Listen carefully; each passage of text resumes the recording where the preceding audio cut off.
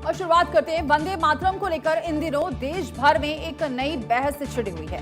Congress party ने साफ कर दिया है कि वो अपने कार्यक्रमों में राष्ट्रीय गीत के सिर्फ पहले 2 छंद ही गाएगी। इस पर केंद्रीय गृह मंत्री अमित शाह ने कांग्रेस को जमकर लताड़ लगाई है। अमित शाह ने कहा है कि कांग्रेस ने एक बार फिर देश विरोधी फैसला लिया है। कांग्रेस ने लाखों शहीदों का अपमान किया है।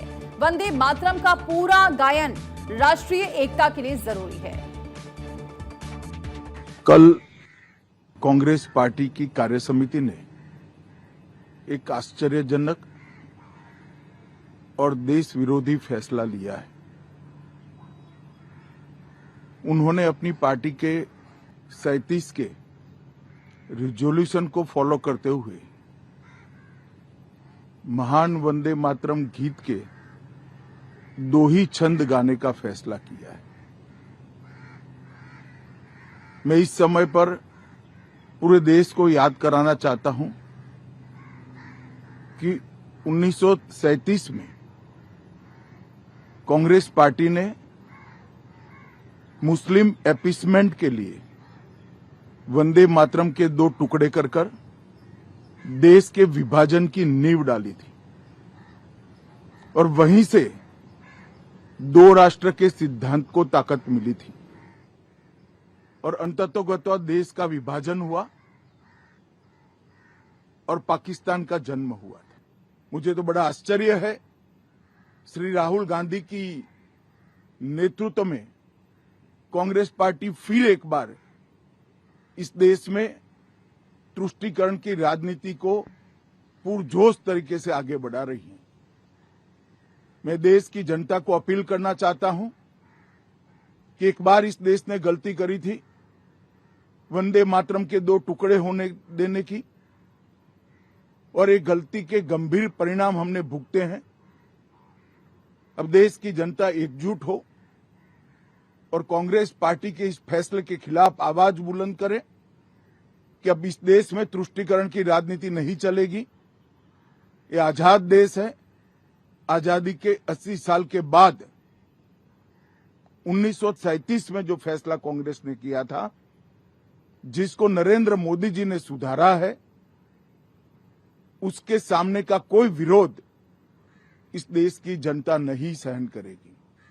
भारतीय जनता पार्टी कांग्रेस पार्टी के इस फैसले की कड़ी निंदा करती है और हम इसका जनता के बीच में और विधायी सदनों में भी पुरजोश विरोध करेंगे। तो गृह मंत्री अमित शाह ने यह साफ कर दिया कि कांग्रेस की 1937 वाली नीति नहीं चलेगी। तुष्टीकरण के लिए वंदे मातरम का आधा अधूरा गायन नहीं चलेगा। कांग्रेस ने देश विरोधी फैसला लिया, इसका जिक्र करते हैं गृह मंत्री। कांग्रेस ने संसद से पास कानून को नकार दिया। कांग्रेस ने वंदे मातरम के 2 टुकड़े किए। कांग्रेस ने लाखों शहीदों का अपमान किया। पूरा गीत राष्ट्रीय एकता के लिए जरूरी है। कांग्रेस ने विभाजन की नींव रखी। कांग्रेस 1937 वाली नीति नहीं चलेगी। वंदे मातरम के टुकड़े होने से गंभीर परिणाम हुए। राहुल के नेतृत्व में तुष्टीकरण की राजनीति। तुष्टीकरण के लिए वंदे मातरम का आधा अधूरा गायन। तमाम बातों का जिक्र गृह मंत्री अमित शाह करते हुए नजर आए। वही दरअसल कांग्रेस का गोवा में कार्यक्रम हुआ, जिसमें कांग्रेस प्रेसिडेंट मल्लिकार्जुन खड़गे भी शामिल हुए। इस दौरान राष्ट्रीय वंदे मातरम गाया गया, लेकिन यहां वंदे मातरम के 6 पैरा में से 2 ही पैरा गाए गए। बीजेपी ने इस पर विरोध जताया। इसके तुरंत बाद कांग्रेस ने खुलकर ऐलान कर दिया कि वो वंदे मातरम को पूरा नहीं गाएंगे, जिसके बाद बीजेपी और कांग्रेस आमने सामने है। स्पष्ट रहा है पहले दिन से। 1937 जो अक्टूबर 28 का रेजोल्यूशन है, 24 जनवरी 1950 संविधान सभा के आखिरी बैठक में संविधान सभा के तत्कालीन अध्यक्ष जो हमारे रिपब्लिक के पहले राष्ट्रपति बने डॉक्टर राजेंद्र प्रसाद ने उसी को दोहराया कि नेशनल एंथम जन गण मन होगा और नेशनल सॉन्ग वंदे मातरम होगा। कांग्रेस पार्टी ने साबित कर दिया कि उनके लिए पार्टी देश से ऊपर है। इसलिए देश के संविधान के द्वारा प्रदत्त शक्ति के साथ संसद से पारित कानून से बड़ा है उनका कार्य समिति का प्रस्ताव, और वो भी कब? गुलामी के कालखंड की कार्य समिति। 1937 का प्रस्ताव, और वो भी कौन सा प्रस्ताव जो जिन्ना के आगे पूरी तरीके से आत्मसमर्पण करके कांग्रेस ने किया था। अर्थात कांग्रेस ने यह भी साबित किया है कि वो अपने को संविधान से ऊपर, अपने को देश से ऊपर और अपने पार्टी के प्रस्ताव को संविधान के कानून से ऊपर मानती है। और इसी बीच एक बड़ी खबर आपको बता दें, पूर्व कांग्रेस सांसद सज्जन कुमार का निधन हो गया। तिहाड़ जेल में वो बंद थे सज्जन कुमार, बेहोश होने पर अस्पताल ले जाया गया। आपको ये बड़ी जानकारी दे दें, और उनके यहां पर निधन की जानकारी मिल रही है। पूर्व कांग्रेस सांसद सज्जन कुमार जिनका निधन हो गया, तिहाड़ जेल में वो बंद थे, बेहोश होने पर अस्पताल ले जाया उन्हें गया, लेकिन तो ये बड़ी जानकारी है, तिहाड़ जेल में वो बंद थे, ये बड़ी जानकारी है। तो तिहाड़ जेल में बंद थे सज्जन कुमार, बेहोश होने पर अस्पताल ले जाया गया था सज्जन कुमार को। पूर्व कांग्रेस सांसद सज्जन कुमार का आज निधन हो गया। पूर्व कांग्रेस सांसद सज्जन कुमार का निधन, तिहाड़ जेल में बंद थे सज्जन कुमार। जानकारी ये मिली कि सोर्सेस के अनुसार आपको बता दें, दिल्ली स्थित सफदरजंग अस्पताल उनको लाया गया। डॉक्टर्स ने जांच के बाद उन्हें मृत घोषित कर दिया, और निधन की खबर मिलते ही उनके जो बेटे हैं वो अस्पताल पहुंच गए हैं, ये जानकारी है। और इसी बीच नमित जुड़ गए हैं ज्यादा जानकारी लेकर। नमित, ये जानकारी मिल रही है पूर्व कांग्रेस सांसद सज्जन कुमार जिनका निधन हो गया।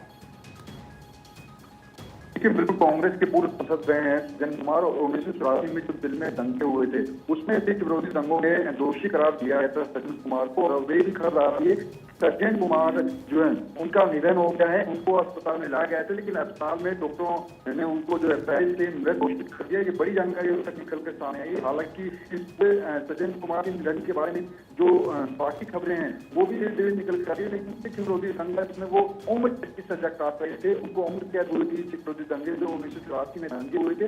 हालांकि 3 केसों में उनके ऊपर 3 केस करे थे, उसमें से 2 वो दोषी करार दिए गए थे। लेकिन फिलहाल जानकारी निकल आ रही है कि सज्जन कुमार का जो है वो निधन हो गया है। दिल्ली के सफदरजंग अस्पताल में उनको लाया गया था, लेकिन लाने के बाद जो वहां पर थे उन्होंने उनको मृत घोषित किया कि उम्र थी। कांग्रेस के जो कुछ सांसद हैं, कांग्रेस के बड़े नेता रहे हैं सज्जन कुमार, लेकिन फिलहाल वो उम्र की सजा काट रहे थे। इस दौरान उनको अस्पताल में लाया गया, उनकी तबियत जो है वो बिगड़ी थी, लेकिन अस्पताल में जैसे उनको लाया गया तो डॉक्टरों ने उनको मृत घोषित किया। तो क्या कुछ और जानकारी मिल पा रही है? हालांकि अभी बहुत ही जल्द होगा, लेकिन अंतिम संस्कार को लेकर भी क्या कोई जानकारी आपके पास है क्या फिलहाल?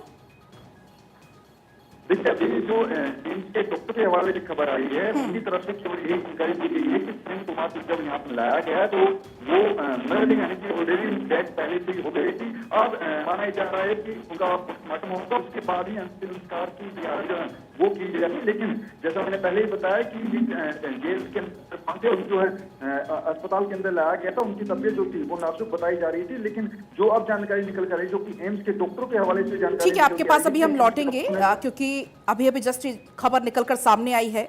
पूर्व कांग्रेस सांसद सज्जन कुमार जिनका 80 साल की आयु में निधन हो गया। 1984 सिख विरोधी दंगे में 2 मामले में दोषी वो पाए गए थे। तिहाड़ जेल में वो उम्र कैद की सजा काट रहे थे। तो उम्र कैद की सजा काट रहे थे, और कांग्रेस के पूर्व सांसद और नेता सज्जन कुमार का 80 साल की उम्र में निधन हो गया है। शुरुआती जानकारी ये मिल रही है कि सज्जन कुमार को दिल्ली के सफदरजंग हॉस्पिटल में मृत अवस्था में लाया गया।